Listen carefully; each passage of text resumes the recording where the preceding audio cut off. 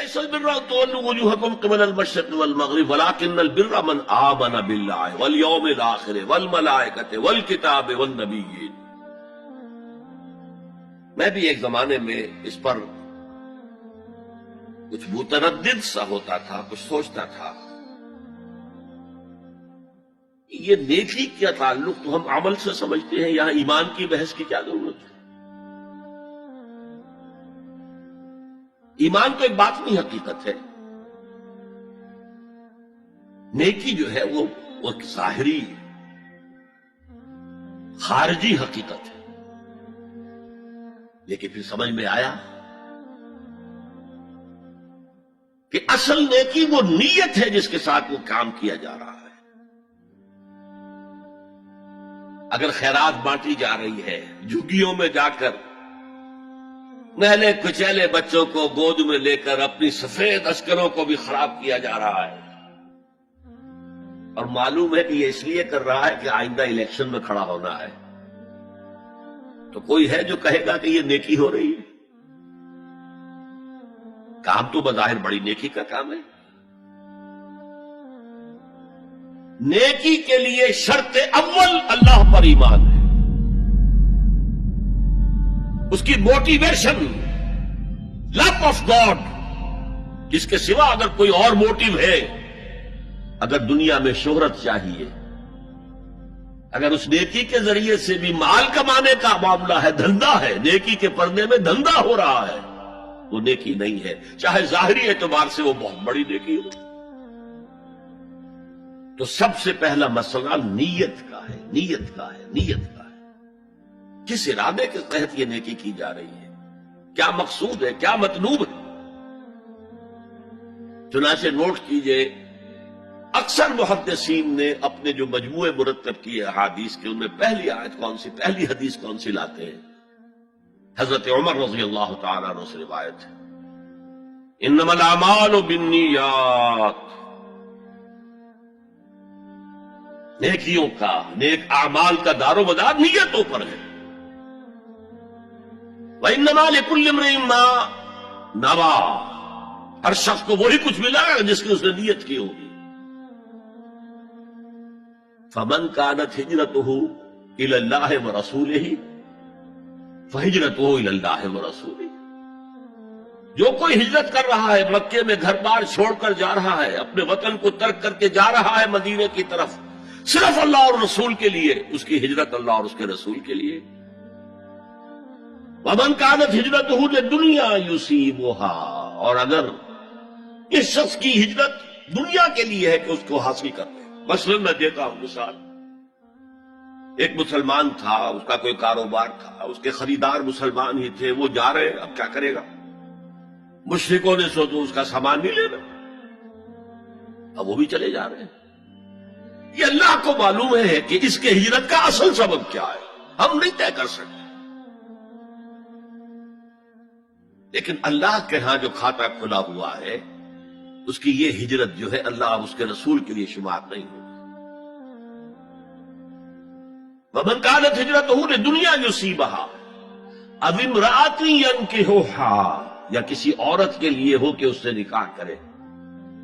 کسی خاتون سے وہ شادی کا خواہش مند تھا، وہ خاتون ہجرت کر کے مدینے چلی گئی، اب یہ بھی باندھے کچے دھاگے سے بندھے ہوئے چلے جا رہے ہیں، تو یہ تو در حقیقت اس عورت کے کھاتے میں ہجرت جائے گی، اللہ اور اس کے رسول کی ہجرت میں نہیں. تو اصل شے یہ ہے، نیکی کا وہ کام جس کا ظاہر بھی نیکی کا ہو اور باطن بھی ہو، یہ موٹیویشن صرف اللہ کی رضا ہو، اللہ کی محبت اور اللہ کی رضا کا حصول. یہ ہے پازیٹو موٹیو. ایک نیگیٹو سائیڈ بھی ہے. سب لوگ ذہنی اعتبار سے اتنے بلند نہیں ہوتے کہ اللہ کی محبت وہی اصل محرک بن جائے. یہی وجہ ہے کہ حضور نے اس کو صلی اللہ علیہ وسلم کمال ایمان سے تعبیر کیا ہے، من احب للہ وابغض للہ وعطا للہ ومنع للہ فقد استکمل الایمان. جس نے کسی سے محبت کی تو اللہ کے لیے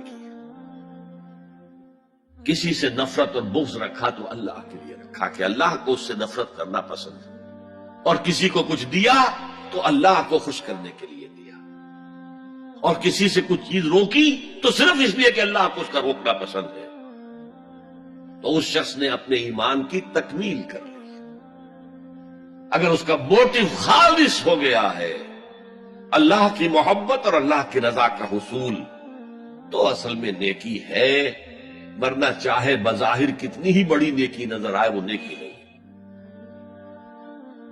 لیکن جو لوگ اس حد تک نہ پہنچ پائے ہوں، استکمال ایمان تک، تکمیل ایمان تک، تو ان کے لیے ایک اور موٹو بھی ہے، والیوم الآخر، قیامت کا دن، جزا و سزا کا یقین، اللہ کا خوف، آخرت کے محاسبے کا خوف۔ خوف بھی ایک بہت بڑا موٹو ہے، بہت بڑی موٹیویٹنگ فورس ہے۔ اب میں یوں کہوں گا کہ اگر کسی عمل کا محرک ہے صرف اللہ کی محبت، اس کی رضا کا حصول اور آخرت کی نجات، تو وہ نیکی ہے۔ اگر یہ نہیں ہے، کوئی وطن پرست ہے، وطن کی محبت کی وجہ سے کوئی نیک کام کر رہا ہے، اس کا وہ کام وطن پرستی کے کھاتے میں جائے گا، خدا پرستی کے کھاتے میں نہیں جائے گا۔ کوئی قوم پرست ہے، اپنے قوم کی محبت میں کچھ کر رہا ہے، تو اس کا وہ نیک کام قوم پرستی کے کھاتے میں جمع ہوگا، خدا کی پرستش کے لیے نہیں۔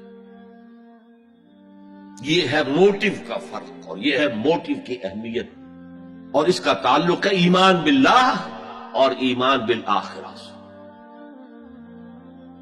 ایک حدیث میں حضور نے فرمایا کہ قیامت کے دن سب سے پہلے 3 اشخاص کا معاملہ پیش ہوگا۔ ایک وہ تھا کہ جو اللہ کی راہ میں جنگ کرتا ہوا مارا گیا تھا، دنیا میں شہید سمجھا جا رہا ہے۔ ایک وہ تھا جسے اللہ نے علم بہت دیا تھا، اس نے علم کو پھیلایا، خوب پھیلایا۔ اور ایک وہ جس کے پاس جس کو اللہ نے بہت دولت دی تھی، اور اس نے دولت جو ہے نیکی کے کاموں میں، بھلائی کے کاموں میں، غربا، یتاما، مساکین کے لیے خرچ کیا۔ اب اللہ پوچھے گا ان شہید صاحب سے کہ دیکھو میں نے تمہیں صحت دی تھی، جسمانی قوت دی تھی، تم نے کیا کیا؟ وہ کہے گا اے اللہ میں نے تیرے لیے قتال کیا اور اپنی جان دے دی۔ اللہ فرمائے گا کذبتا، تو نے جھوٹ بولا، انک قد قاتلت لأن یقال جریء، تو نے تو اس جنگ میں حصہ لیا تھا اس لیے کہ تیری شجاعت کا ڈنکا بن جائے، تیری جرأت کی شہرت ہو جائے۔ وقد قیلا، وہ کہا جا چکا، اب یہاں تمہارے لیے کچھ نہیں ہے۔ اور فرشتوں کو حکم ہوگا اور اوندے منہ گھسیٹتے ہوئے اس کو جہنم میں ڈال دیں۔ یہی حشر ہوگا اس عالم کا، تو نے وہ نیکی کا کام کیا تھا، لأن یقال عالم، کہا جا چکا دنیا میں، ڈنکا بج چکا تمہاری شہرت کا۔ اب اس میں نوٹ کیجئے، اگر کسی عالم کے علم کا ڈنکا بج جائے، اس کی اپنی نیت وہ نہیں تھی تو اس کے اندر کوئی خرابی نہیں ہے۔ یہاں معاملہ نیت کا ہے۔ اگر نیت یہ ہو کہ میرے علم کی شہرت ہو جائے، میرے ہاتھ چومے جائیں، مجھے نذرانے پیش کیے جائیں، تو پھر وہی حشر اس کا ہوگا کہ اوندھے منہ گھسیٹ کر جہنم میں ڈال دیا جائے۔ یہی حشر اس سخی کا ہوگا جس نے سخاوت کی تھی، جس کی سخاوت کے ڈنکے بج گئے تھے، اس کا بھی یہی حشر ہوگا۔ تو انما الاعمال بالنیات، اور یہاں نیکی کی بحث میں سب سے پہلے وَلَٰكِنَّ الْبِرَّ بِرُّ مَنْ آمَنَ بِاللَّهِ وَالْيَوْمِ الْآخِرِ،